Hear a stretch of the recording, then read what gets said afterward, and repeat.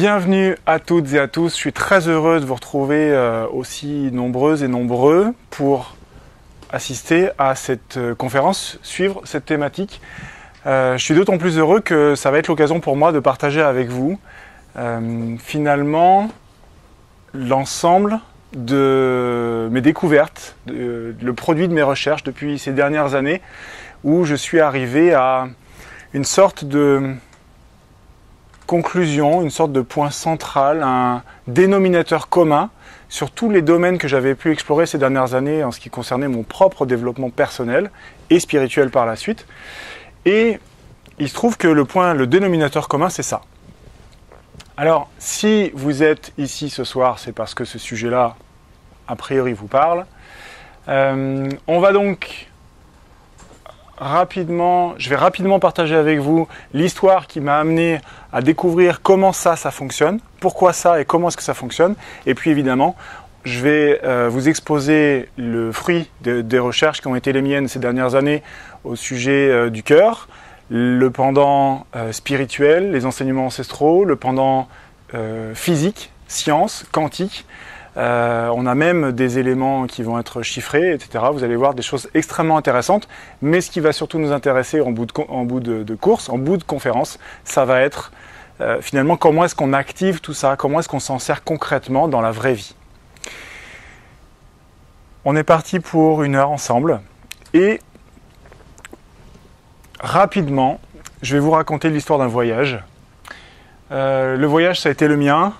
Pendant plusieurs années, j'ai travaillé dans l'industrie, donc j'ai une formation scientifique. Je travaillais dans le monde des semi-conducteurs essentiellement. Et je savais qu'un jour ou l'autre, j'allais me mettre à mon compte, j'allais créer mon entreprise. Chose que j'ai donc fait un beau jour de 2009. Et puis c'est là que les choses ont commencé à se gâter parce que je me suis aperçu que j'étais pas du tout équipé pour ce monde-là, le monde de l'entrepreneuriat. Et donc j'ai commencé à accumuler les erreurs, les échecs et les machins et les trucs. Et donc j'avais vraiment, une fois que j'étais là-dedans, que j'avais mis au placard toute ma vie confortable de salarié, je me suis retrouvé là. C'était un petit peu, comment dire, inconfortable, aride. Un monde complètement nouveau pour moi, vaste et dans lequel je trouvais rien auquel m'accrocher ou avec lequel me nourrir. Et en fait, ce que j'ai mis un certain temps à réaliser, et quand je dis un certain temps, c'est plusieurs années, parce que ce voyage a duré grosso modo 6 ans, pendant plusieurs années, je ne me suis pas aperçu qu'en fait j'étais là. Il y avait les deux, mais que je regardais de ce côté. Si vous comprenez ce que je veux dire.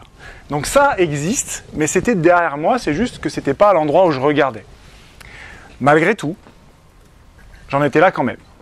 Donc mon attention était portée sur ça, et il fallait bien faire quelque chose de ça.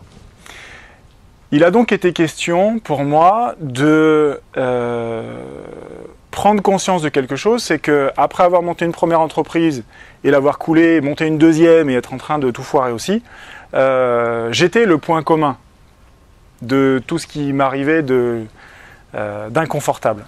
Et donc j'ai commencé à me faire coacher, à comprendre le fonctionnement de la psychologie, du cerveau, etc., etc. Et donc je me suis mis au boulot, c'est-à-dire que j'ai commencé à appliquer, à faire des expériences à partir de ce qui m'était proposé, de ces nettoyages que j'opérais dans ma façon de voir, de penser, etc. J'ai même, et c'est peut-être votre cas, fait l'expérience de ça. Qui connaît le secret, la loi d'attraction? Qui connaît la loi d'attraction? Parmi ceux qui connaissent, qui aujourd'hui l'applique parfaitement, ça fonctionne super, vous attirez tout et tout super? Pas toujours. On a un volontaire, super. Pas toujours. Ouais, alors moi c'est pareil, il y avait des trucs, les places de parking, ça marchait plutôt bien, hein, au début. Hein, ouais, vous aussi? C'est ouais, j'en veux, paf, une place de parking, le secret ça marche. Allez, 1 million d'euros, ah non, ça marche pas. Donc, le processus était celui-là, c'est-à-dire que j'avais senti qu'il y avait quelque chose à faire avec ce phénomène d'attraction où on attire dans sa vie. Alors, du coup, il y a assez peu de monde qui a levé la main sur finalement le phénomène de loi d'attraction, donc je vais rapidement expliquer ce que c'est. Le principe, c'est d'activer de façon un peu subtile, dans une sorte de champ énergétique, d'utiliser son esprit et ses ressentis pour envoyer à l'univers une intention par rapport à ce qu'on veut, ce qu'on désire dans sa vie, et l'univers nous le renvoie. Donc, on devient un générateur comme un aimant et on attire ce qu'on veut. Bon, c'est pas toujours hyper facile à mettre en œuvre, et j'ai découvert par la suite, et c'est ce que je vais partager avec vous ce soir, pourquoi la loi d'attraction est prise à l'envers. Et c'est pour ça que ça ne marche pas. Vous allez comprendre le renversement de paradigme. Et donc je continuais à faire des trucs qui ne marchaient pas. Et je me suis aperçu qu'il y avait un shift important, un basculement important que j'avais à opérer, c'était celui-là. Je ne sais pas si vous avez déjà vu cette photo sur Internet, voilà. Qui veut du changement? Ouais, qui veut changer? L'autre d'abord. Voilà. Je me suis rendu compte qu'il y avait quand même un certain nombre de choses, même si je m'étais fait coacher, ça avait pris du temps, j'ai fait plein d'expériences, il y avait quand même un certain nombre de choses auxquelles j'étais accroché et que j'arrivais pas à lâcher. Notamment, alors ça, en ce qui me concerne, notamment, c'était l'incapacité à acquérir une certaine discipline personnelle. Pour moi, discipline, ça voulait dire souffrance, contrainte, c'était juste pas possible. J'ai mis un certain temps à m'y mettre. Mais pendant ce temps, que je refusais de m'y coller, je continuais les études et des bouquins et des vidéos et des conférences et des audios. Et je faisais plus que juste lire. C'est-à-dire, j'étudiais, je prenais des notes, je faisais des résumés. Et c'était sur des sujets aussi vagues que la psychologie, l'argent, l'entrepreneuriat, l'état d'esprit. Vraiment, ça partait dans tous les sujets. Et à un moment donné, plus je creusais dans toutes ces directions différentes, et plus je me rapprochais d'un truc que je sentais arriver, et c'était un peu ça. Il y avait comme un potentiel qui n'était pas très très loin, mais j'y étais pas encore. Alors, une fois que j'avais pris conscience de ça, j'ai fait une espèce d'opération psychologique en me disant, mais quand on a des aspérités dans la vie, quand il y a des épreuves qui nous semblent un petit peu compliquées à surmonter, c'est justement parce que c'est pas si je regarde le fond du ravin que je peux me diriger en haut de la montagne. C'est parce que je regarde en haut de la montagne et que je fais les efforts de lever les bras, de lever les jambes et de m'agripper à toutes ces aspérités de la vie que la vie me propose qui me permet de m'élever. C'était vraiment ça l'idée. Et donc j'ai fait mon chemin, j'ai gravi ce truc-là, j'ai pris un petit peu plus confiance dans le processus et je me suis dit, ok, je fais mes expériences, c'est pas une bonne expérience, c'est pas une mauvaise expérience, c'est comme ça, et j'avance. Donc j'ai commencé à faire l'expérience de la discipline personnelle. Alors non sans mal, évidemment, alors, régulièrement on repart, on dit, ah ouais, ça fait 3 semaines que j'ai pas fait mon truc, mais malgré tout, ça commençait à bien marcher. Et donc, je faisais des choses, j'avançais, et on m'a expliqué dans mon coaching que quand on pose une action, c'est une graine. Et quand on pose une graine par jour, puis une graine, puis une graine, puis une graine, au bout d'un moment, on finit par planter un sacré paquet de graines, une grande quantité. Je ne sais pas si vous avez vu ce film d'animation qui s'appelle L'homme qui plantait des arbres. Je vous invite à noter ça. Il est disponible sur YouTube gratuitement. L'homme qui plantait des arbres. Vous pouvez même le montrer à vos enfants qui sont assez jeunes. Je dirais que 7-8 ans, ils vont comprendre l'histoire. C'est magnifique. C'est le principe justement de semer des graines jour après jour. Quand on fait ça, de semer des graines, de poser des actions concrètes, il se passe à un moment donné qu'on se dit, ok, ça fait un moment que je bosse là. Et si je regarde derrière moi, qu'est-ce qu'il y a? Il y a ça. Derrière soi, on se retrouve avec un champ de fleurs magnifique à perte de vue. Et on se dit, waouh, mais en fait c'est ça ma vie. La vie que je suis en train de construire graine après graine et qui pousse. Donc, on revient à la thématique de ce soir, où je vais justement vous expliquer tout ce que j'ai appris pendant ces 6 années et comment aujourd'hui j'ai compris et je réussis à mettre en application ce pouvoir créateur du cœur. Est-ce que ça vous va? Super, alors on y va. Un rappel, un simple rappel, les émotions. En gros, il y a 2 familles. Il Il y a ce qu'on appelle les émotions positives et puis les émotions négatives. Ce que j'aime bien dans ce dessin, c'est que ce n'est pas juste deux paquets. C'est qu'il y a une notion d'évolution. Vous percevez la spirale ascendante et la spirale descendante? Le cercle vertueux et le cercle vicieux? Voilà. Quand on vit ça, les coups du sort qui s'enchaînent et on me rentre dedans en voiture, je tombe malade, je retombe malade, mon mari qui se barre, je perds mon boulot et patati patata. Est-ce que vous, il vous est déjà arrivé quelque chose comme ça ou est-ce que vous connaissez quelqu'un qui s'est déjà retrouvé dans une spirale où on enchaîne les galères, quoi? Ouais. Je suis pas tout seul. Super.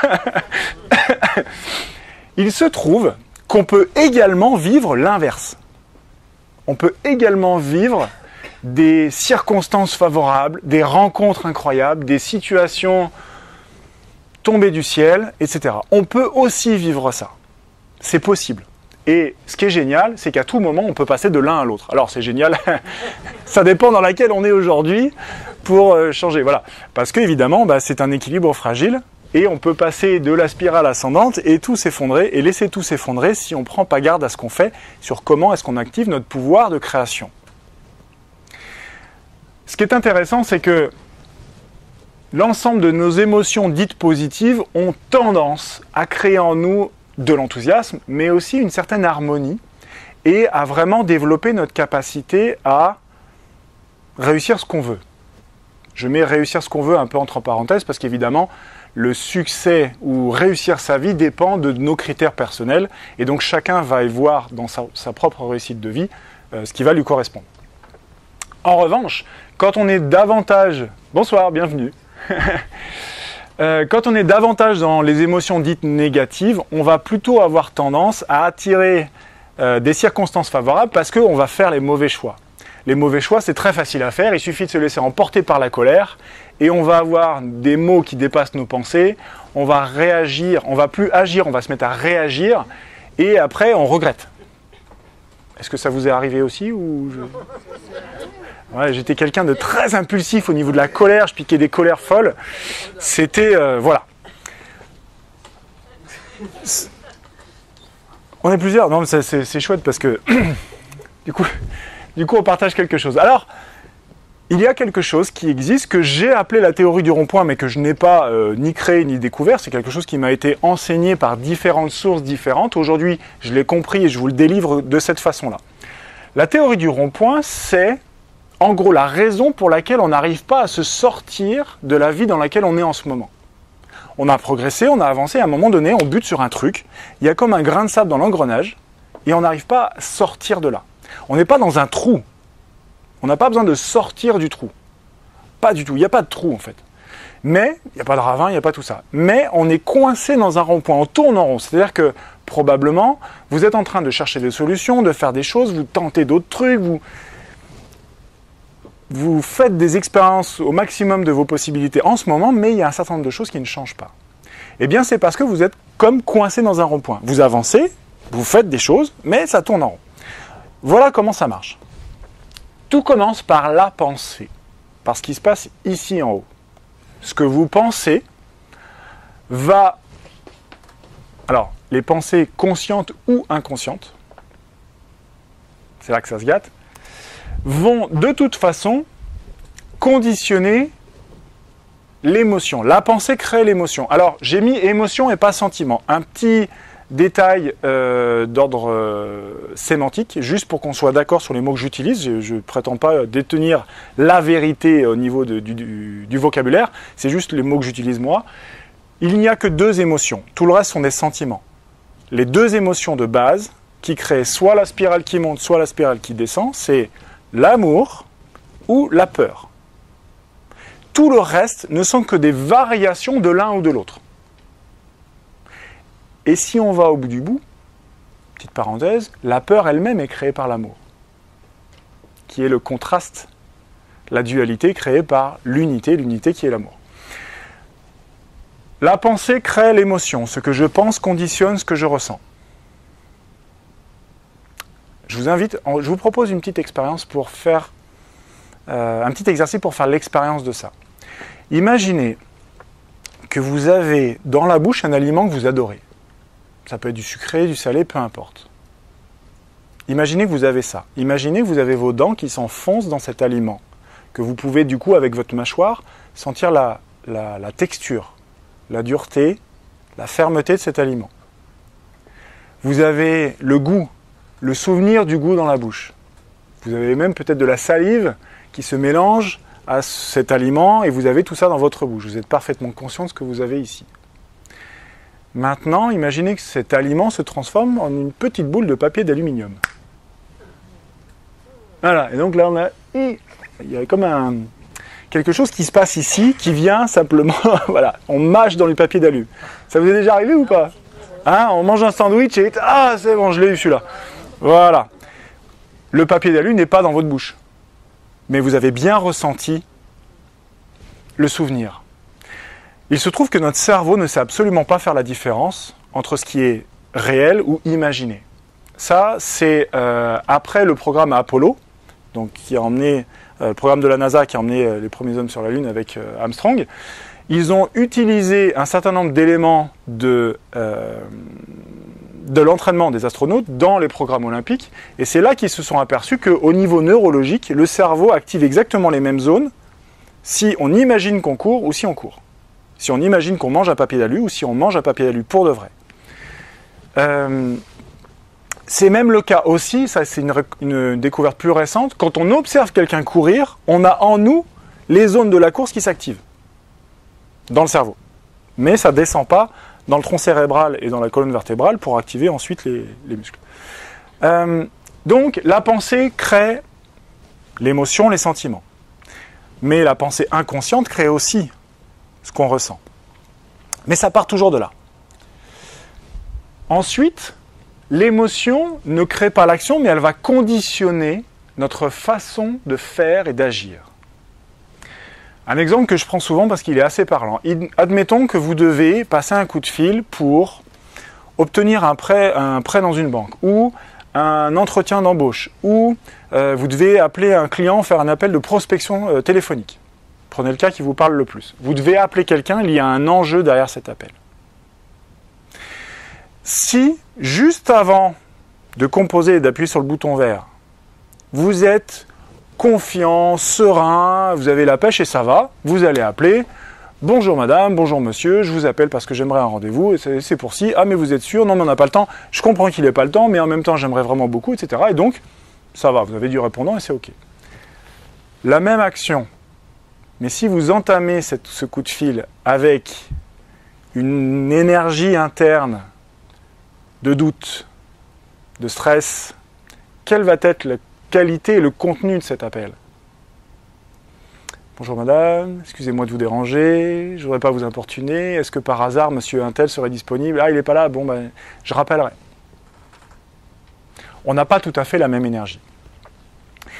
Ce que vous ressentez, dans quel état d'esprit vous êtes, crée votre état émotionnel, et cet état émotionnel va conditionner tout ce que vous faites. Encore une fois, malheureusement, ça se passe essentiellement de façon inconsciente. Les actions que vous posez, et vous en posez un grand nombre chaque jour, quand vous conduisez, quand vous faites à manger, voilà, je veux dire, vous êtes en train de préparer à manger, vous êtes en train de vous inquiéter, tac, le couteau sur les doigts. Donc c'est vraiment tout le temps. Ce que vous faites va conditionner les résultats que vous allez observer dans votre vie, les résultats des actions. On a vu pour l'histoire du coup de fil, en fonction de comment je me sens, je vais avoir un rendez-vous où il y a des chances qu'il faille que je rappelle ad vitam aeternam. Donc, ce que je pense, je le ressens. Ce que je ressens conditionne comment j'agis. Comment j'agis crée des résultats différents en fonction de comment j'ai agi. Et donc, je crée ma vie comme ça. Tout commence par la pensée. Mais, ça va plus loin. Parce que là, mon rond-point, il n'est pas fermé. En fait, le rond-point se ferme. Oui, c'est ça. Le rond-point se ferme, c'est-à-dire que le résultat va toujours venir confirmer la pensée initiale. Pourquoi ça se ferme de cette façon? Pourquoi est-ce que le résultat va confirmer la pensée? Parce que vous avez en vous ce qu'on appelle le mental, Le mental, une partie de lui, c'est l'ego. Et l'ego, il adore une seule chose dans toute son existence, c'est d'avoir raison. Donc, si vous pensez que vous n'allez pas avoir ce rendez-vous parce que de toute façon, il n'y a pas de travail, il n'y a pas assez de boulot, qu'il n'y a pas de place pour vous dans cette entreprise, ou que de toute façon, les DRH sont tous des cons, il y a des chances pour qu'à l'issue du coup de fil, vous disiez « je le savais ». C'est un peu ça. Et ce qui est fou, c'est que c'est tout le temps comme ça. Et il est là le rond-point. Tant qu'on continue de penser ce qu'on pense, on continue de vivre ce qu'on vit, et on a raison que la vie est dure, que les gens nous aiment pas, qu'on est seul dans la vie, que trouver l'homme de sa vie ou la femme de sa vie, c'est pas possible, que l'argent c'est pour les escrocs, que être en bonne santé c'est pas pour vous, vous n'avez pas de chance, vous êtes toujours malade, ou quel que soit le secteur de votre vie où vous avez des pensées qui sont accrochées en vous comme ça, ce qu'on appelle en général des croyances, des blocages, des limites, moi je les appelle des décisions. Parce que justement, ça veut dire qu'on a la possibilité de les changer. Voilà le rond-point. On peut agir, en général, moi je recommande d'agir sur la pensée. On peut agir sur la partie action, c'est-à-dire de commencer par le corps pour influencer nos ressentis et donc venir favoriser notre état d'esprit. Ça, c'est essentiellement le domaine de la PNL, programmation neurolinguistique, où on va agir sur le corps pour influencer notre chimie interne. Donc c'est vraiment vrai. Hein. Il y a une vidéo du docteur Amy Cuddy de l'université d'Harvard qui est présente sur TEDx d'ailleurs, qui démontre que justement en se tenant comme ça, bien droit, ou alors sur une chaise, les bras comme ça, ou vraiment ce qu'on appelle des postures de ce qu'elle appelle des postures de puissance, c'est-à-dire exactement comment je me tiens quand je suis parfaitement confiant, en pleine forme et que je viens d'avoir une bonne nouvelle. Eh bien, si je tiens cette posture pendant seulement 2 minutes, à l'intérieur de moi, ils ont fait une prise de sang avant, une prise de sang après, à l'intérieur de moi, la chimie, les produits chimiques, les éléments qui sont générés par le cerveau, les hormones et tout ça, changent, évoluent. Et donc, en adoptant certaines postures, je peux influencer ce que je ressens et donc ce que je pense. En général, ça se passe plutôt dans l'autre sens. L'essentiel de mon travail, pour l'instant, est à 80% d'agir sur les pensées, mais de plus en plus, effectivement, je commence à agir sur le corps par un travail énergétique. Et le cœur dans tout ça. Alors, le cœur, il intervient au niveau des émotions. Vous êtes au courant que c'est le cœur qui... Voilà. C'est effectivement le centre des émotions.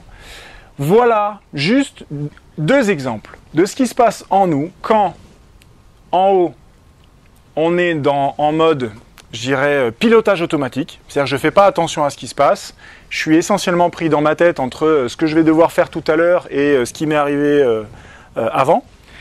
Et donc, j'ai un rythme cardiaque qui évolue de façon un petit peu anarchique et un petit peu... voilà. En bas, il y a ce qui se passe quand on se sent bien. Notre rythme cardiaque évolue. Donc, vous voyez qu'en une seule minute... 1, 2, 3, 4, 5, on a 5 cycles de variation, parce que notre battement de cœur, c'est pas une ligne droite, on n'est pas à 65 pulsations par minute, même si je suis au repos allongé assis, je suis pas à 65 ferme, j'ai des variations. Et donc, on mesure, donc en sein d'une seule minute, je suis monté et redescendu 5 fois. Mais on a une cohérence entre le rythme de cette variation, et entre l'amplitude de cette variation et sa fréquence, par rapport à quand on est perdu dans sa tête. Donc on voit en gros méditation ou au boulot, quoi. Ce qui est intéressant, c'est que donc, quand on vit un certain bien-être particulier, on est dans la cohérence du rythme cardiaque, on est dans la cohérence du cœur. Vous connaissez peut-être cet exercice de respiration qui s'appelle la cohérence cardiaque. Voilà un exemple de ce qui se passe quand un jeune garçon, en bas, joue avec son chien en haut. Jusqu'au 2e pic ici, ils ne sont pas ensemble. Ensuite, ils sont ensemble. Le lien entre l'homme et le chien, le meilleur ami de l'homme, et vous voyez la cohérence cardiaque des 2 individus qui se synchronisent. Et la fin, en fait, ici, le pic, c'est quand le jeune garçon ressort de la pièce. Et là, le chien, il fait « Non, reste avec moi, reste avec moi !» Et le gamin n'est pas super content de quitter son chien parce qu'il était quand même bien avec. C'est le sien, hein, c'est pas un animal inconnu. Hein. Donc, Vous voyez le phénomène de cohérence cardiaque sur ce graphique où notre cœur, et vous allez comprendre pourquoi j'insiste sur ce point-là, devient plus régulier. Mais le cœur, c'est bien plus que ça. C'est pas juste une pompe de sang, et c'est pas juste un système dans lequel on va observer les pulsations en disant voilà ce que fait le cœur. Ça va beaucoup plus loin que ça. Il y a quelques années seulement, il y a une sorte de nouvelle discipline médicale qui vient de sortir, qui s'appelle la neurocardiologie. La neurocardiologie s'intéresse au cerveau qu'on a dans le cœur. Dans notre cœur, il y a des cellules grises, des connexions, des synapses, tout comme ici. Il y en a ici, il y en a moins, mais il y en a. Ce qui est intéressant, c'est que l'Institut HeartMath de Californie nous a démontré qu'il y a beaucoup plus d'informations qui montent du cœur vers le cerveau que le contraire. Beaucoup plus dans le sens montant. Probablement parce que lorsque un être humain est conçu, après les premiers éléments de division cellulaire, le premier organe, le tout premier organe qui est créé et qui est fonctionnel, c'est le cœur. Le deuxième qui apparaît attaché au cœur, c'est la langue. Quel rapport ? Eh bien, c'est la langue qui va faire l'interface entre le cœur et le cerveau au niveau énergétique. C'est pour ça que certains méditants, il y a des exercices où on va placer la langue sur le palais pendant la méditation pour connecter justement le cœur et le thalamus. 95% des informations qui sont échangées entre le cœur et le cerveau sont dans le sens montant. Pourquoi ? J'y arrive. Deuxième élément, notre cœur est un générateur, pas seulement de signal électrique qui indique ses pulsations, donc vous voyez l'électrocéphalogramme, mais un générateur d'ondes électromagnétiques. On rayonne une certaine énergie, on se situe un petit peu comme dans une bulle. Notre cœur génère une puissance électromagnétique 60 fois plus grande que ce que le cerveau génère en termes de rayonnement. 60 fois plus au niveau du cœur. Ce qui donne quoi concrètement ? Eh bien simplement, c'est un petit peu comme si on était dans une bulle. On est un émetteur de radiofréquence, mais aussi un récepteur. Cet émetteur de radiofréquence a une portée. Il y en a plusieurs, mais au moins, dans un premier temps, cette portée-là. Et c'est comme si les cœurs des deux personnes qui sont relativement à proximité étaient connectés. C'est-à-dire que madame va percevoir de façon inconsciente, mais son cerveau, lui, reçoit ces données-là, va percevoir le rythme cardiaque de monsieur. Et monsieur va percevoir le rythme cardiaque de madame. Nous sommes un émetteur radio et un poste de télévision en même temps. Mais ça se passe de façon inconsciente ici. On va donc percevoir avec notre cœur des choses bien plus subtiles que ce que nos yeux et nos cinq sens peuvent nous laisser croire. Est-ce qu'il vous est déjà arrivé de rencontrer quelqu'un que vous ne connaissiez pas et de vous dire « je le sens pas celui-là » ou « cette personne-là, je l'aime bien. Je ne sais pas pourquoi, mais je l'aime bien. » Il y a cette connexion qui existe. On n'en est pas toujours conscient, on n'a pas toujours appris à s'en servir, mais cette connexion existe. Il y a une expérience que j'adore. En fait, il y en a deux. Et voilà la première. Donc, toujours en Californie, on a une personne ici qui subit un test. Donc, on lui branche l'électroencéphalogramme. Il a sur sa main gauche, vous voyez, des trucs noirs qui mesurent aussi son activité cardiaque. Et donc, ici, on mesure son activité cérébrale. Il est devant un ordinateur et il doit cliquer pour afficher des images. Donc, il a une image triviale d'une tasse. Mais il a aussi des images, donc j'ai fait le choix de ne pas montrer tout parce que ça risquait d'être un peu long et un peu agressif, de cadavres humains, de serpents agressifs, mais aussi de personnes qui se prennent dans les bras, etc. Donc une variation d'images plutôt positives, plutôt négatives et plutôt neutres. Ce qui est intéressant, c'est que donc c'est lui qui clique pour afficher l'image, ensuite l'image reste un temps donné, ensuite l'image disparaît. Et il reclique pour avoir une autre image. Ces images sont proposées de façon aléatoire par la machine. Aléatoire. Donc ce n'est pas choisi avant le clic. Ils se sont aperçus. Donc la partie en dessous du carré bleu là, c'est le temps pendant lequel l'image est affichée à l'écran. Regardez les courbes, elles commencent à bouger avant que la personne clique, c'est-à-dire au début de l'affichage. Et la variation cardiaque intervient entre 3 et 5 secondes avant toujours dans le sens de l'énergie de l'image. Autrement dit, notre cœur détecte entre 3 et 5 secondes avant que l'image arrive si ça va être une image positive ou négative. Souvenez-vous, et je vous le redis donc, notre cœur détecte l'image positive ou négative 3 à 5 secondes avant que l'image ne soit choisie par l'ordinateur, puisqu'elles sont choisies de façon aléatoire au moment du clic. On a donc un outil en nous, ce qu'on appelle le pressentiment, mais c'est de la prédiction. Il faut simplement avoir accès à ça.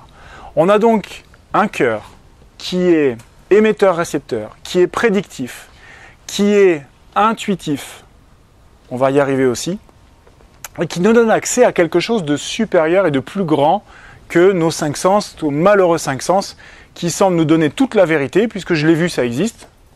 J'adore les gens qui disent moi je crois que comme saint Thomas, que ce que je vois. Ils n'ont jamais vu saint Thomas, mais ils croient quand même saint Thomas.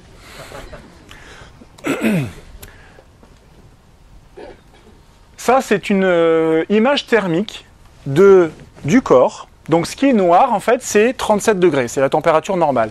Ce qui est jaune et rouge, c'est plus chaud que 37, et ce qui est bleu, c'est plus froid. En fonction de ce qu'on ressent, on va avoir des bouffées de chaleur, vous voyez la colère par exemple, si vous êtes déjà arrivé que vous avez colère, vous avez chaud à la tête. On a chaud aux mains aussi, on a envie de s'en servir de nos mains quand on est en colère. On serre les poings. Moi j'ai quand même remarqué un truc, c'est qu'il y a quand même une zone qui est souvent allumée.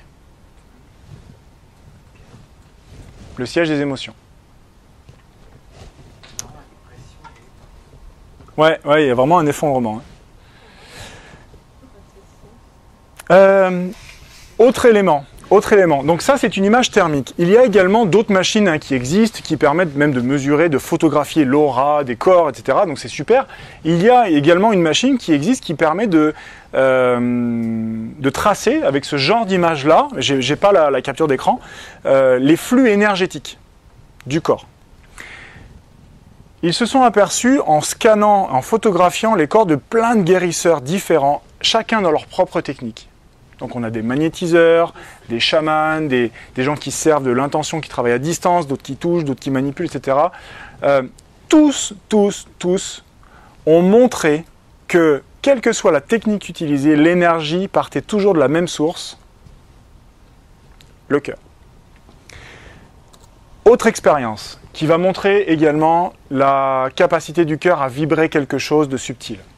Ça, c'est une coupelle en plastique dans laquelle on a mis du fromage blanc, avec 2 électrodes. Pourquoi du fromage blanc? Simplement parce que c'est une matière vivante. Il y a à l'intérieur des bactéries et donc c'est vivant. Ils ont mis 2 électrodes et ils ont branché ça sur un appareil de mesure. Ils l'ont réglé à 0. Ensuite, on retrouve notre cobaye et le scientifique à côté qui lui dit « Bon, maintenant vous allez penser à quelque chose d'inattendu, spontanément, un truc qui pourrait vous chambouler un petit peu. » Et là, le gars dit tout de suite « Ah ouais, faut que j'appelle mon agent, oh là, ça fait super longtemps que je ne l'ai pas appelé. » Qu'est-ce qui se passe? Bang! L'aiguille qui monte complètement de l'autre côté. Le fromage blanc,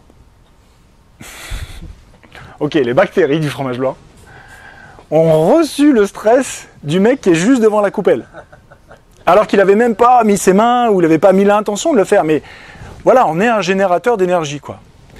Et donc, on est tous connectés. Vous avez déjà entendu ça? On est tous on est tous connectés, ces trucs, puis on se dit, mais non, c'est une connerie, je peux pas supporter celui-là. J'espère qu'on n'est pas tous connectés avec tous, parce que pas avec lui, quoi.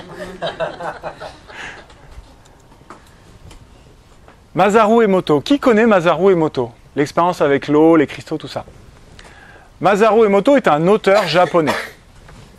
Et il ne fait pas que écrire des livres, il fait aussi des expériences qui sont magnifiques, qui sont et scientifiques et spirituelles. Son œuvre, celle pour laquelle il est connu, c'est ça. Des cristaux. Voilà. En gros, il adorait congeler de l'eau et regarder au microscope à quel point c'était beau. Ça ressemble étrangement à un flocon de neige.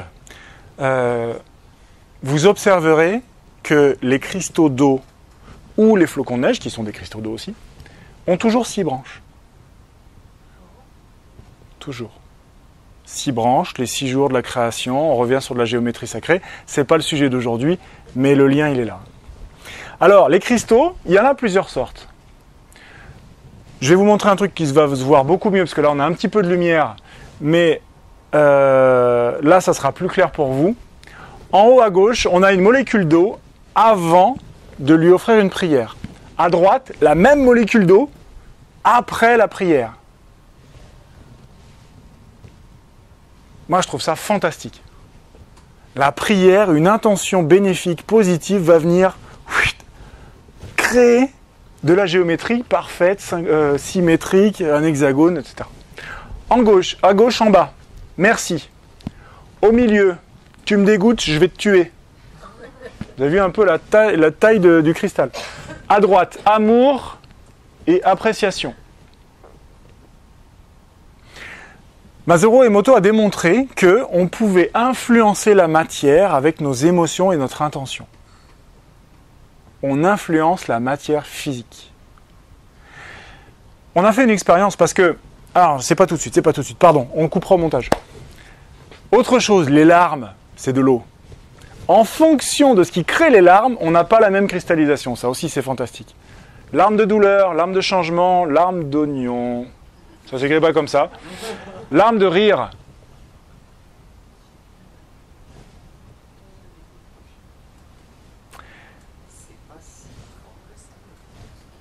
C'est pas si difforme que ça. Il y a une sorte de cristallisation. Ouais. Alors, une expérience que vous pouvez faire, si ça vous intéresse, de le faire pour vous ou pour le montrer à des enfants, voilà l'expérience de Masaru Emoto qu'on peut faire à la maison. Vous prenez du riz. Vous mettez dans des bocaux, donc vous faites cuire du riz.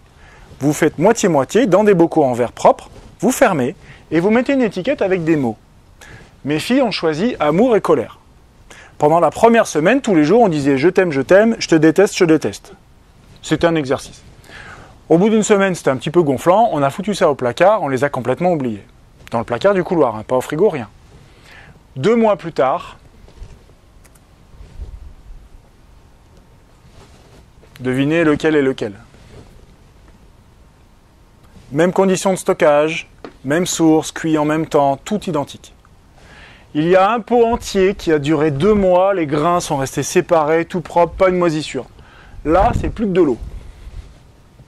Et si vous regardez même, en haut, j'ai dû mettre du scotch en haut du pot de droite, parce que ça puait dans l'appart, c'était une horreur, donc j'ai dû sceller le truc en catastrophe.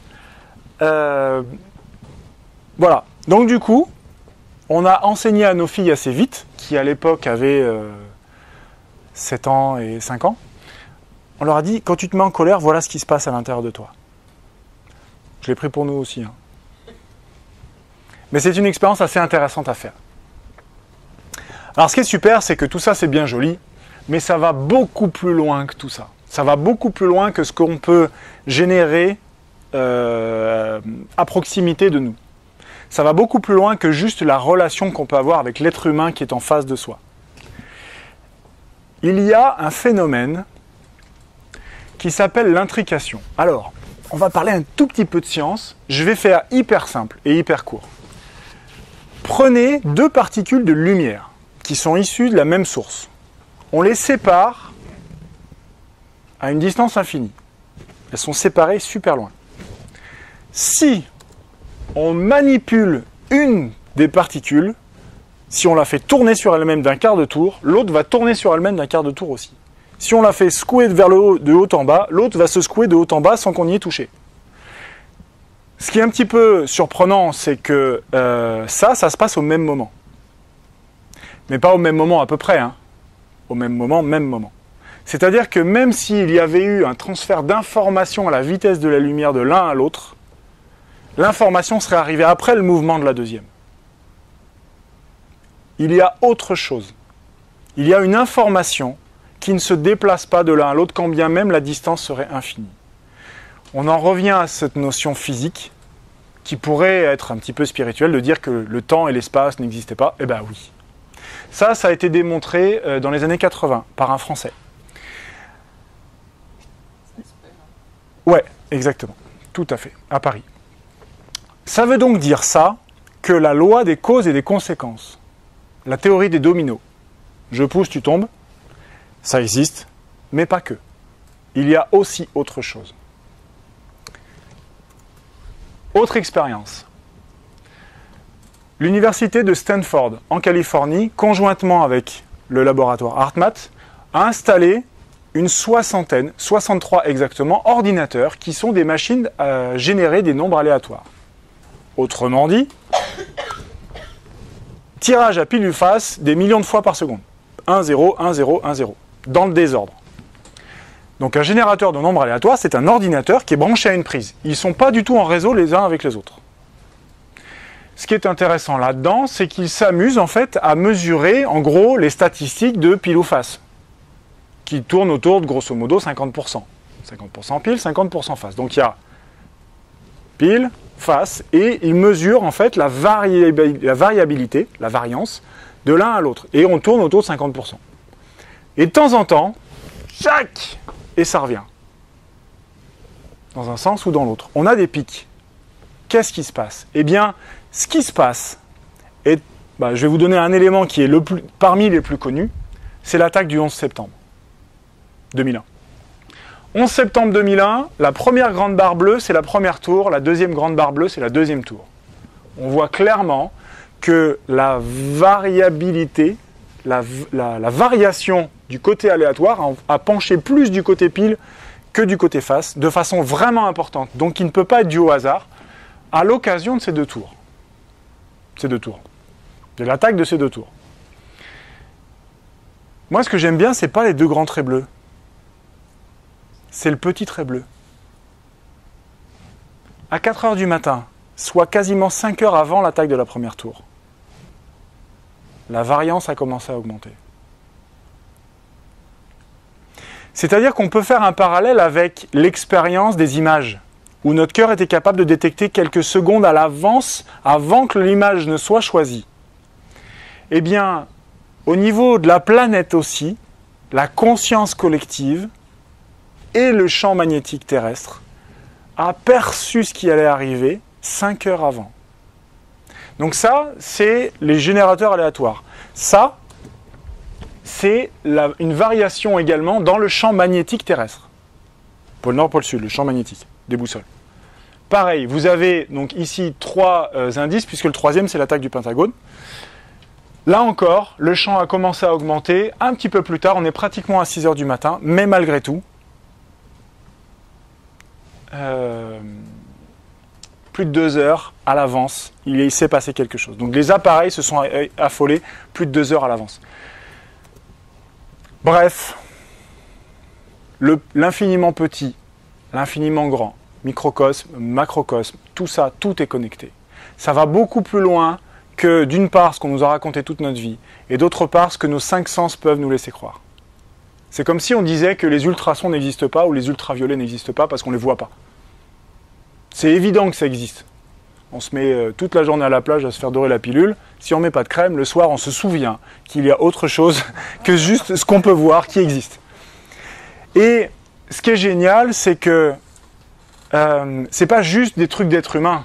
C'est aussi des trucs avec les animaux, avec les plantes, avec la planète Terre et avec tout l'univers ou ce qui est à l'intérieur de l'atome. Tout ça est connecté avec un grand principe créateur qui, généralement, c'est un monsieur barbu d'un certain âge, un senior, assis au milieu d'un nuage qui est en train de diriger le monde et l'univers.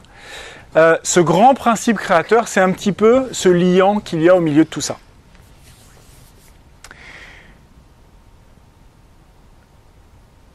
Je ne vais pas creuser plus loin au niveau de la science. Je pourrais vous en parler parce que je trouve ça tellement passionnant, je pourrais vous en parler toute la soirée, mais on va avancer.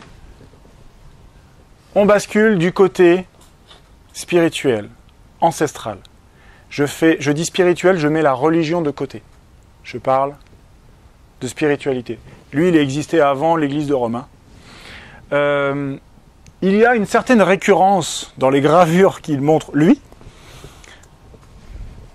Quand même, hein, un cœur rayonnant, lumineux, qui dégage. Je ne parle pas du disque qu'ils ont sur la tête, parce que ce n'est pas un disque, ce n'est pas non plus un anneau, c'est une sphère. La tête est dans une sphère d'énergie, que certains artistes arrivaient à percevoir. On a un principe, d'ailleurs sur l'image d'avant, si je reviens, Là, il l'a carrément dans la main. Avoir le cœur dans la main ou le cœur sur la main, c'est pas juste une métaphore. Ça va beaucoup plus loin que ça. J'ai pris d'autres éléments de l'époque. J'ai passé un coup de fil à mes copains de l'époque qui viennent corroborer ça. L'évangile de Marie, qui n'est pas dans le Nouveau Testament ni dans le premier, ni dans l'Ancien. Que ma paix s'engendre en vous. Veillez à ce que personne ne vous égare en disant le voici ou le voilà. Là, il parle du Sauveur, de Dieu ou machin. Parce que c'est à l'intérieur de vous qu'est le Fils de l'homme. Suivez-le, ceux qui chercheront trouveront. Suivez ce qui est à l'intérieur de vous. Évangile de Thomas, apocryphe également. L'homme vieux de jour, l'ancien, n'hésitera pas à interroger un petit enfant de 7 jours sur le lieu de la vie. Comment est-ce que quelqu'un d'âge mûr a besoin de consulter un bébé qui vient juste de naître pour savoir ce qu'est la vie? D'après vous, pourquoi l'expérience ne comprend pas la vie alors que celui qui vient de débarquer la comprend? Qu'est-ce qui les différencie de ce point de vue-là? Je vous pose la question. L'homme a oublié, oui. Les filtres, l'âme d'enfant, les yeux d'enfant, le regard d'enfant, oui. Pourquoi le regard d'enfant est différent du regard d'adulte? C'est quoi cette amnésie-là? Le formatage, le jugement, les habitudes, les croyances. C'est que de l'amour, un enfant, de toute façon. Exactement. Il n'y a pas le mental qui vient dire la vie est comme ça, de toute façon les relations de couple c'est comme ça, de toute façon l'argent ou le succès ou la réussite c'est comme ça. Tous ces conditionnements n'existent pas quand on a 7 jours. On est dans l'amour, dans l'instinct, on n'a même pas conscience de son propre corps. C'est-à-dire que même l'identification au corps n'est pas encore installée, puisque le temps et l'espace n'existent pas, vous n'êtes pas votre corps. Oui.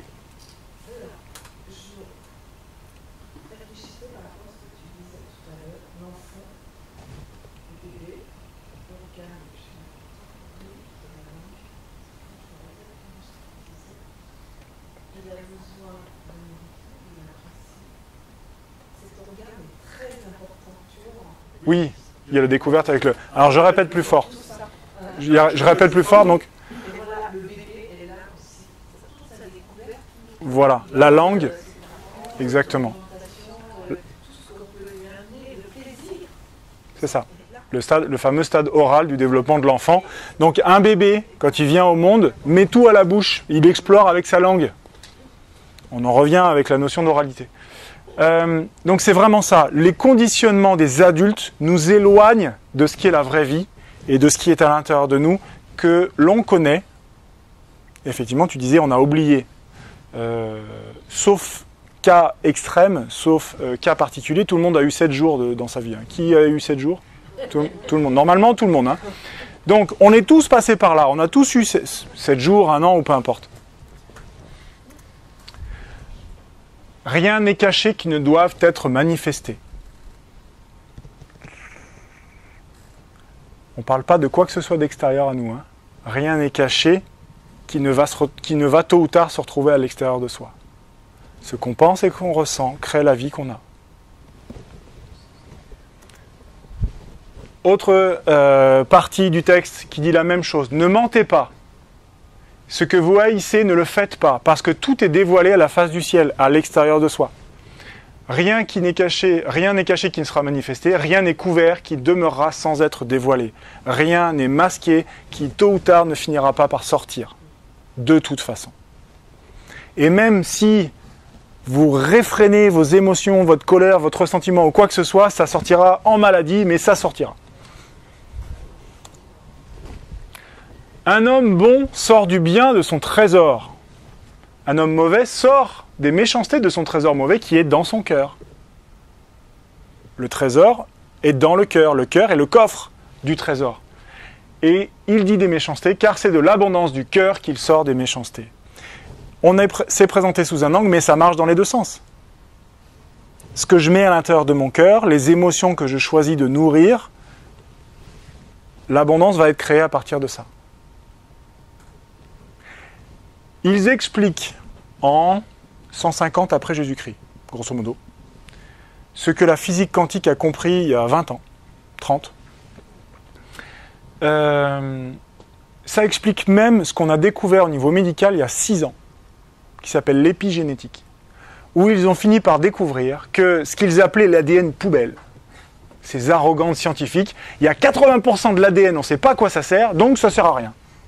C'est magnifique.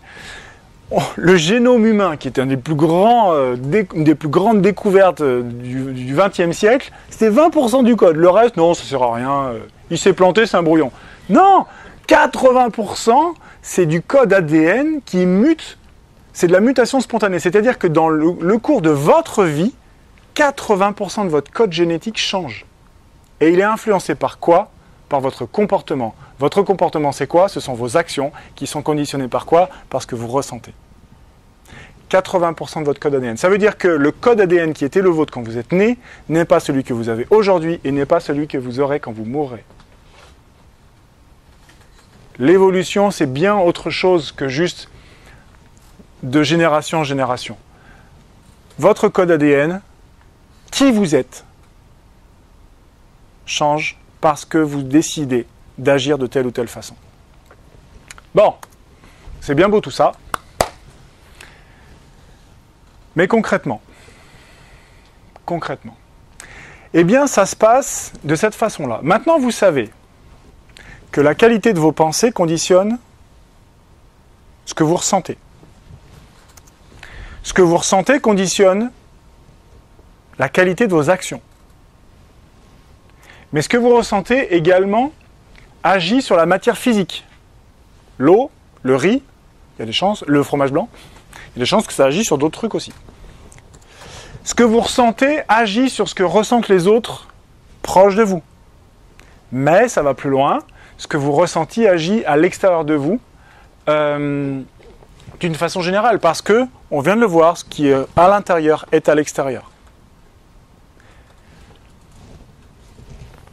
En gros, ce que vous ressentez crée votre expérience de vie.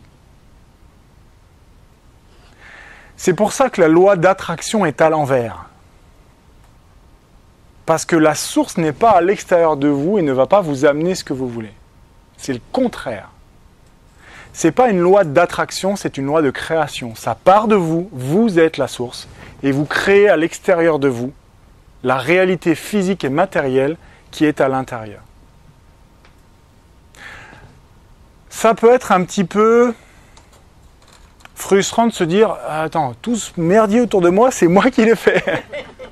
Oui, la bonne nouvelle, c'est que si c'est vous qui avez fait le nœud, vous pouvez le défaire. Vous avez le pouvoir. Vous avez le pouvoir. Et tout peut changer d'un jour à l'autre. À tout instant, vous pouvez dire « Ok, j'ai compris, maintenant je choisis. » Mais c'est un choix conscient. Ça devient un choix conscient et plus un choix automatique. Parce qu'on a grandi dans un système de conditionnement où on nous apprend que à obéir, on nous dit que la vérité c'est comme ça, l'école joue très bien son rôle, on apprend à obéir, on apprend à passer un diplôme, on apprend à avoir un travail, pendant toute sa vie elle est au turbin, où on se lève le matin, on va au boulot, on rentre le soir, on fait à manger, on se couche, on regarde un mauvais film et on recommence. Ça c'est le conditionnement. Et donc on apprend à penser de façon automatique. Notre cerveau est conçu comme ça parce que c'est plus économique pour lui d'automatiser très très vite ce qu'il vit. Si on devait tout faire de façon consciente, on serait crevé. Je ne sais pas si vous vous souvenez de vos premières heures où vous avez appris à conduire. Ou si vous avez eu des enfants qui ont dû refaire des divisions à la main. On leur fait 20 minutes, on est cuit. Parce que la partie consciente de notre cerveau, notre attention, est énormément consommatrice d'énergie. Donc notre cerveau automatise très vite. C'est au bout de 6, 7, 8 répétitions, on a déjà automatisé une grande partie des processus. Parce que c'est plus économique, nous sommes des êtres d'habitude. Changer des habitudes, c'est une galère. On parlait de discipline, fou. Mais si on s'y tient, parce qu'on fait ce choix conscient de changer quelque chose, à ce moment-là, il y a du changement qui arrive. Et beaucoup plus vite que ce qu'on peut croire.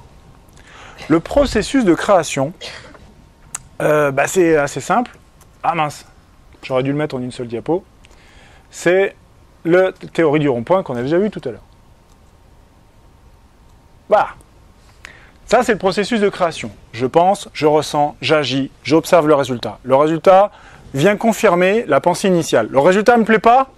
Ok, je viens de débusquer la pensée qui vient de me mettre dans le jus. Qu'est-ce que j'ai bien cru? Qu'est-ce que j'ai bien pensé qui m'a fait sentir ça et qui m'a fait obtenir? Et donc, vous pouvez remonter la chaîne dans l'autre sens.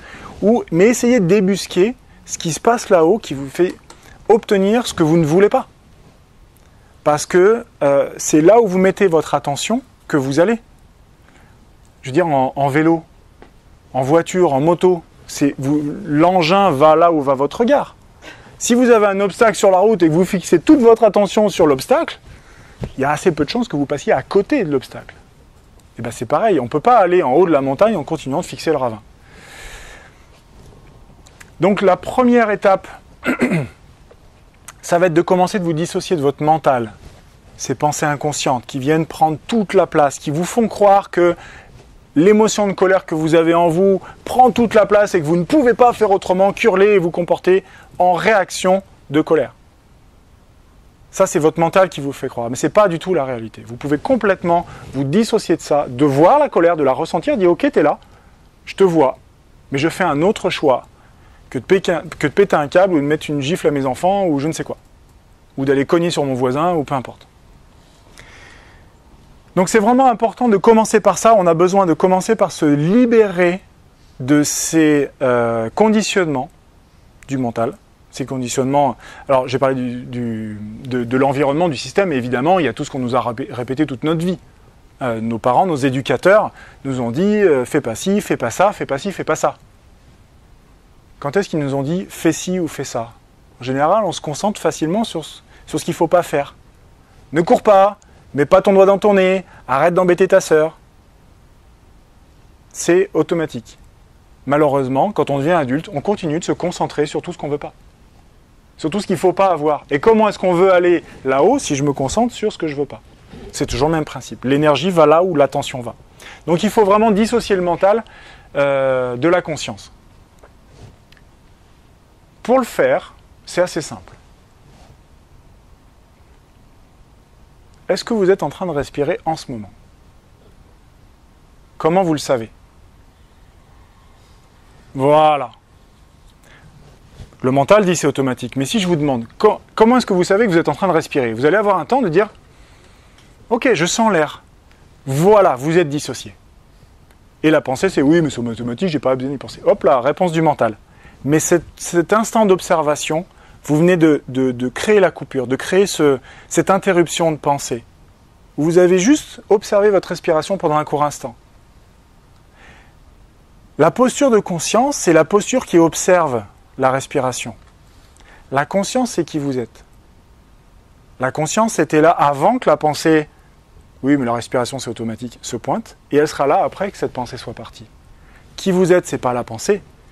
Qui vous êtes, c'est la conscience qui observe la pensée, qui observe la respiration.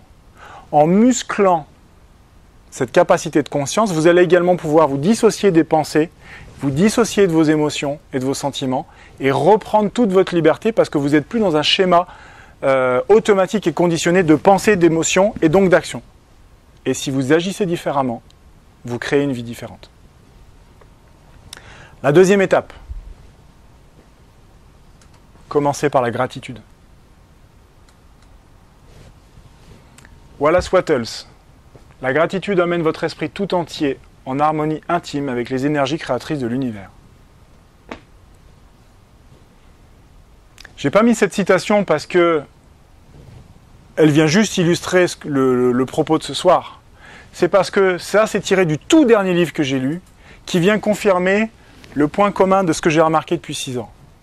Encore et encore. Un autre. Alors celui-là, je ne connais pas son nom, malheureusement. Si tu n'es pas heureux avec tout ce que tu as, tu ne seras pas avec tout ce qu'il te manque.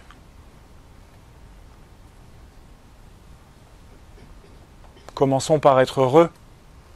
Quoi qu'il arrive, quoi qu'il se passe, je ressens autre chose, j'agis différemment, je change ma vie.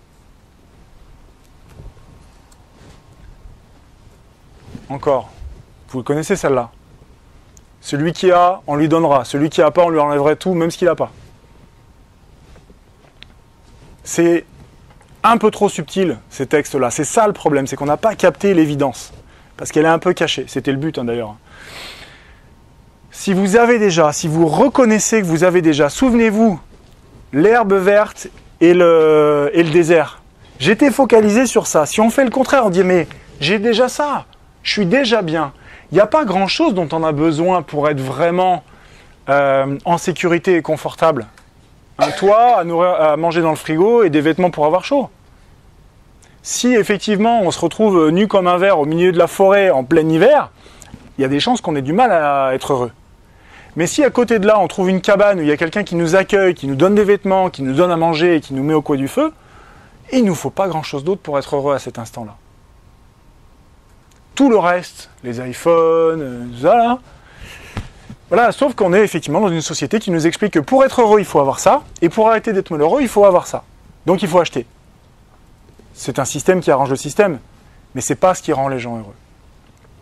Donc si je considère que l'abondance et l'énergie va là où va mon intention, là où je regarde, je fais le choix de regarder l'herbe qui est déjà verte chez moi, et de me sentir reconnaissant pour tout ce que j'ai déjà et qui fonctionne dans ma vie.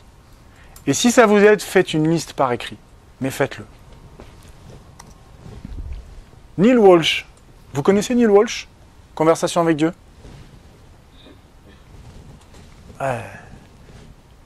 Exprimer de la gratitude à l'avance est la force la plus créatrice de l'univers. À l'avance. C'est-à-dire, admettons que vous avez eu un accident de bagnole, on vous a explosé votre voiture, vous en avez besoin pour travailler, vous n'avez plus de voiture. L'exercice là, c'est de s'entraîner, d'être reconnaissant d'avoir trouvé une voiture. Peu importe comment. Problème de voiture? Trouvé. C'est vrai? Et trouvé. Oui, mais magnifique. Ça fait 2 mois que je cherche. Ah, bon. Peu importe comment. Ce qui sabote ça, c'est quand vous mettez votre attention sur « je ne sais pas comment ». On s'en fout. On s'en fout. L'univers s'occupe des détails. Vous avez juste à faire une seule chose, c'est choisir ce que vous voulez. Et vous sentir reconnaissant, ressentir cette gratitude de dire « Yes, j'ai trouvé une voiture. Merci pour la voiture. » Mais alors que vous ne l'avez pas encore. Hein. Bon, je suis d'accord que ce n'est pas le plus simple. Mais c'est quand même ça qu'il faut faire. Il faut se sentir reconnaissant pour avoir une salle de conférence comble. Je ne m'attendais pas à avoir autant de monde que ça. Merci, en passant. Celle-là, je l'aime bien parce que c'est une jolie phrase. Nous ne voyons pas les choses telles qu'elles sont, nous voyons les choses telles que nous sommes. Autrement dit, je ne crois pas ce que je vois ce que je crois. C'est l'inverse. Sacré Thomas. Anna Estine nous dit ça, et finalement, c'est juste l'illustration de ce que la médecine a découvert en comprenant le fonctionnement d'une partie de notre cerveau qui est ici en haut du tronc cérébral, à l'arrière de la tête, qui s'appelle la formation réticulée, qui est simplement un filtre. Ce filtre, en fait, fait le tri parmi tout ce que l'on perçoit comme information à chaque seconde, par nos 5 sens, qui sont une quantité considérable, et qui vient juste trier ce qui est important. Et donc la formation réticulée dit, ce qui est important pour l'instant, c'est que tu fasses attention à ça.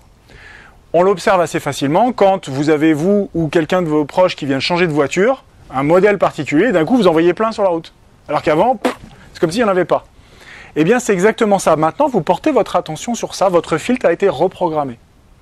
Tant que vous conditionnez, tant que vous restez dans le conditionnement de la formation réticulée qui dit « la vie elle est dure, dadadi dadada », vous allez avoir encore la preuve que vous avez raison.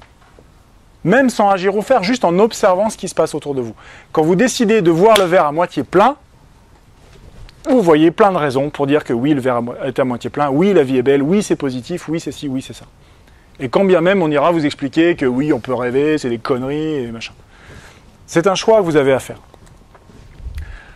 Celle-là, c'est une des phrases qui m'a le plus aidé. À chaque fois que j'ai cru être refoulé par quelque chose de bon, j'ai en fait été redirigé vers quelque chose de meilleur. C'est-à-dire que je veux aller là, j'y arrive pas, la vie m'emmène ailleurs, je me dis ça craint, c'est pas ça que je voulais, c'est pas ça que j'ai décidé. En fait, c'est pas le comment que j'avais décidé.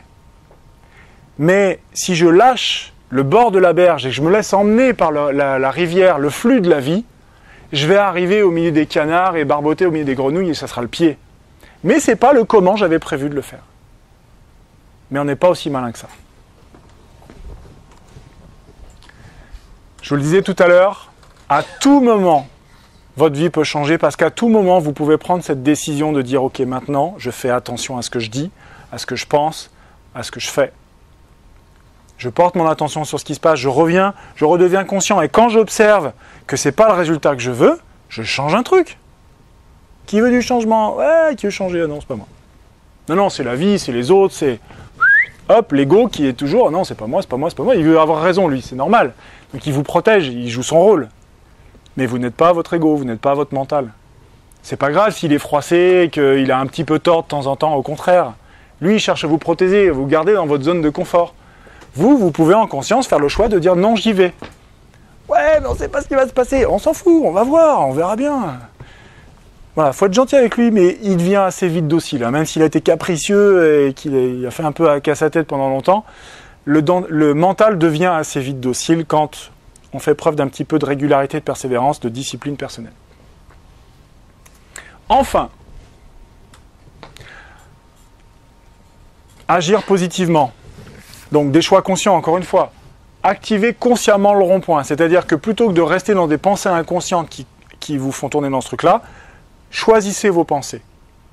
Et soyez attentifs, les anciennes pensées vont se pointer super vite. C'est pas grave. Faites cet effort-là. Pendant quelques jours, et vous allez voir que ça va vite avancer. Activez consciemment le rond-point. Deuxièmement, activez le rayonnement électromagnétique de votre cœur. Ressentez. Activez le rond-point, vous allez passer par là. Ensuite, il faut ressentir la gratitude pour toutes ces belles choses que vous avez déjà dans votre vie, même s'il y a des choses qui ne vous conviennent pas encore. Très bien, ça vous donne une destination. Vous avez aussi le droit d'avoir des désirs, mais vous devez être reconnaissant pour ce que vous avez déjà. Ça va vous apaiser à l'intérieur, vous allez agir différemment. Et enfin, activez l'intrication quantique. En fait, quand vous faites 2, vous faites 3. Quand vous vibrez en vous de l'émotion positive, gratitude, vous allez créer, même à distance, même très très loin, il y a des choses qui vont commencer à se mettre en place. Par contre, il faut un certain temps. 2 mois. C'est une moyenne, c'est une moyenne. Ça prend un certain temps. Dites-vous, le truc là, dites-vous que la commande que vous avez passée à l'univers en disant « Merci pour cette voiture », je reprends cet exemple, tu m'en veux pas.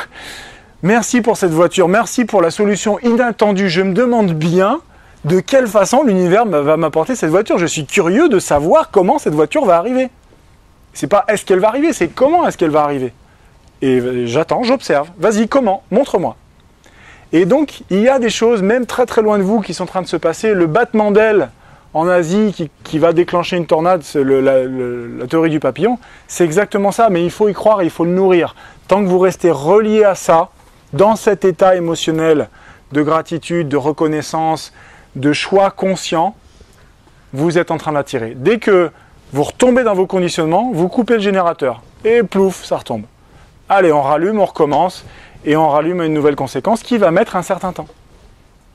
Oui. Entre l'intention et la commande qui arrive, il y a un temps et c'est là la difficulté justement. C'est le test de la foi.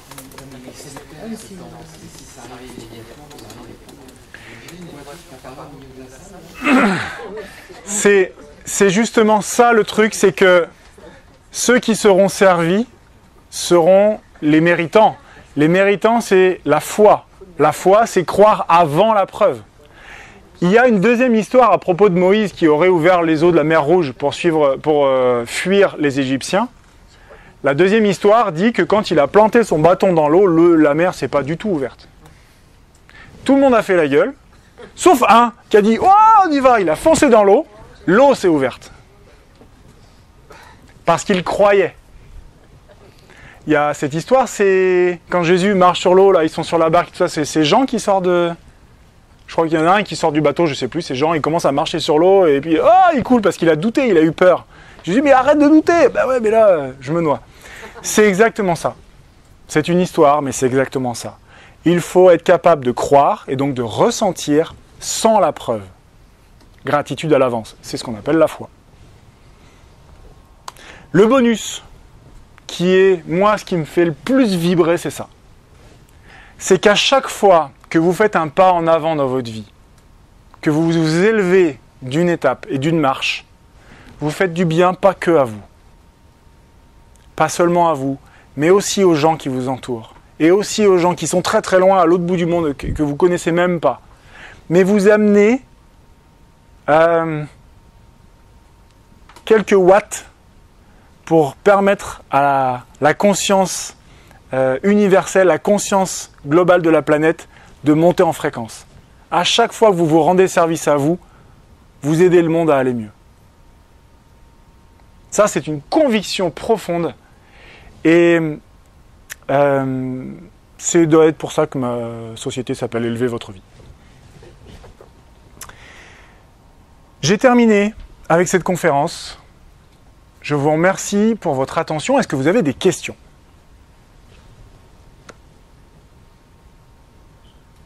Alors là, il y a deux choses. C'est soit vous n'avez rien compris ce que j'ai dit, soit c'était très clair, et là, c'est super. Génial. Merveilleux. Alors, j'ai une dernière information à partager avec vous.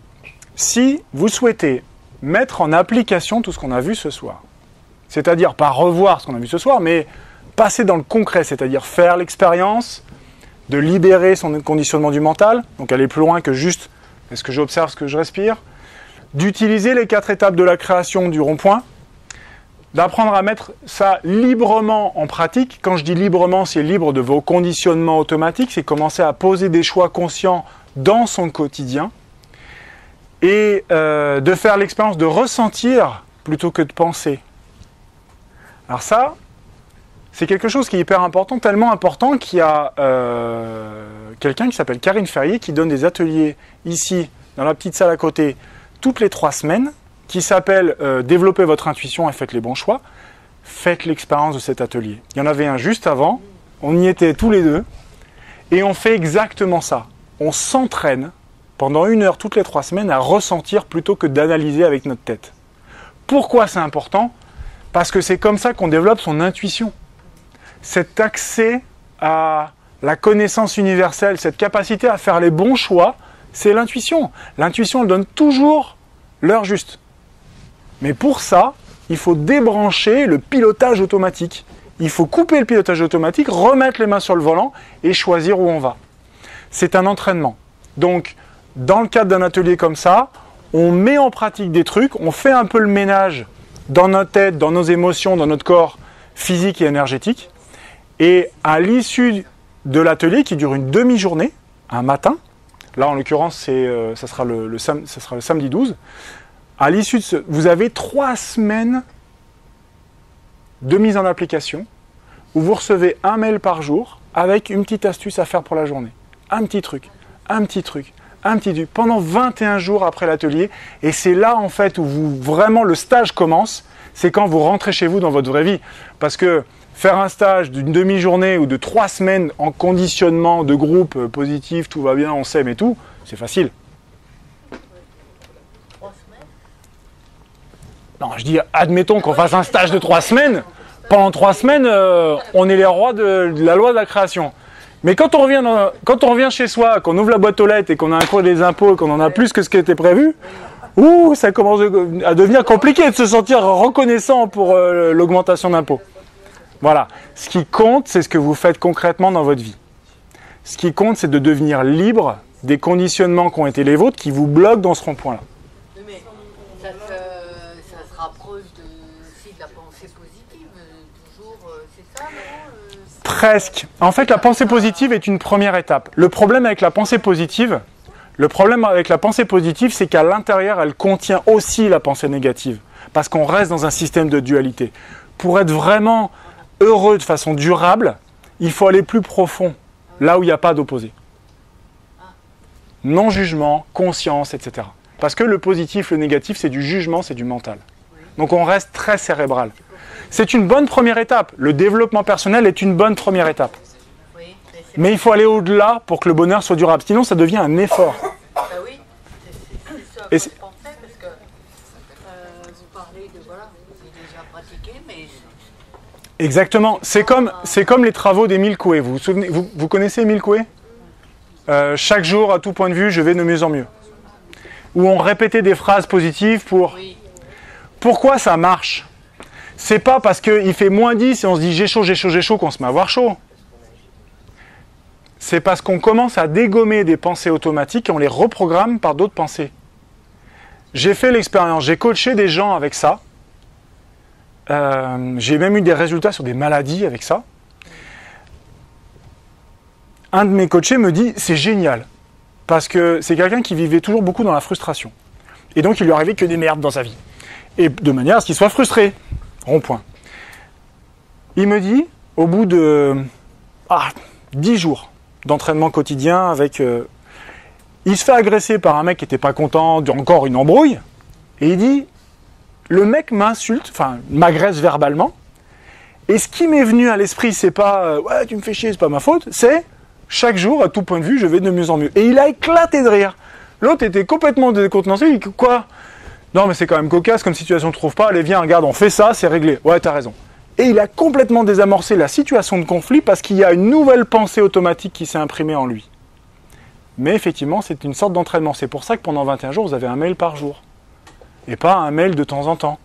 Parce que nous sommes des êtres d'habitude. Donc il faut réimprimer de nouvelles habitudes pour que ce que vous apprenez soit efficace. Lire un bouquin, c'est facile. Appliquer ce qu'il y a dans le livre. Et tout ça, derrière tout ce travail-là, Mais... ça se déprogramme, ça, ou c'est acquis. Ah ouais, non, c'est pas acquis. Ah, non. La conscience, dès qu'elle est automatisée, c'est plus de la conscience. Ça fait les mises à jour du logiciel. La bonne nouvelle, c'est que non, c'est pas acquis pour la vie, puisqu'on doit rester conscient pour rester libre, mais ça ne devient plus aussi difficile de faire des choix conscients, parce que comme je vous le disais, le mental devient docile. Au début, il se défend. Votre ego, c'est comme un enfant capricieux qui a toujours fait tout ce qu'il a voulu, l'enfant roi. Vous avez l'âge que vous avez depuis que vous êtes né, votre ego, il fait comme il veut. Là, vous lui dites, mon coco, maintenant, bah non, tu fais chier, jusque-là, enfin, vous voyez la réaction de caprice. Et ben, au début, il va faire un peu des caprices, ça va vous demander un peu à batailler, et petit à petit, il va rester à sa place, et vous allez pouvoir vraiment le mettre de côté. Je vais dire, plus on est vieux, plus c'est difficile, quoi. Ah, de commencer. Est-ce que D'entamer. on sait, ou est-ce que, justement, c'est ça qui me... Ou alors, sur les tout neufs, là, on démarre dans la vie. J'ai eu au téléphone quelqu'un tout à l'heure. Je pense à lui. Tout à l'heure, quelqu'un qui me dit « Vous savez quoi? J'ai 48 ans, j'ai la pêche et tout, maintenant, enfin, je commence ma vie. » Très souvent, on me dit « Ça ne doit pas être facile ton métier, tu travailles qu'avec des gens qui vont pas bien. » Je dis « Mais c'est pas ça du tout. Moi, mon métier, c'est d'aider des gens à aller mieux. C'est d'aider des gens qui veulent aller mieux plutôt. Je travaille avec des gens qui disent « Ok, maintenant, qu'est-ce que je fais? Maintenant, on avance, c'est bon, quoi. » Il y en a marre. Stop, j'avance. C'est ça l'état d'esprit que j'ai en face de moi. Et ça, c'est l'âge qu'on veut. Hein. C'est une décision. Mais c'est pas plus difficile. Voilà, donc à Grenoble, ça sera le 12 mars. C'est le matin. C'est un format volontairement court parce que, d'une part, ça suffit pour faire des expériences en groupe et parce que c'est plus facile à caser dans un week-end qu'une journée ou 2 jours. Et pour nos amis qui regardent la vidéo, que je salue au passage, il y a d'autres dates. Je serai à Orléans le 2 avril, à Paris 10e arrondissement le 3 avril, à Lyon le 9, à Clermont-Ferrand le 10 avril, et Nantes et Montpellier qui arrivent, c'est en train d'être organisé. J'en ai terminé. Je vous remercie beaucoup après cette heure et quart passée ensemble. J'espère que vous avez appris des choses. J'espère que vous repartez avec des choses qui vont vous être utiles, quoi qu'il arrive. Merci beaucoup pour votre participation et très bonne fin de soirée.